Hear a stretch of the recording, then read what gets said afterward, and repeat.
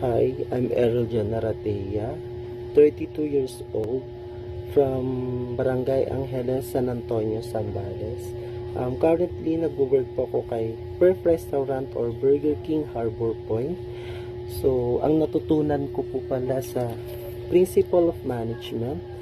Principle of Management are basic activities that can help you plan, organize, and control operation related to material, people, machine,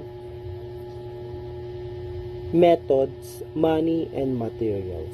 Principle of management is that it helps and understand the relationship between human and material resources in achieving organized goal.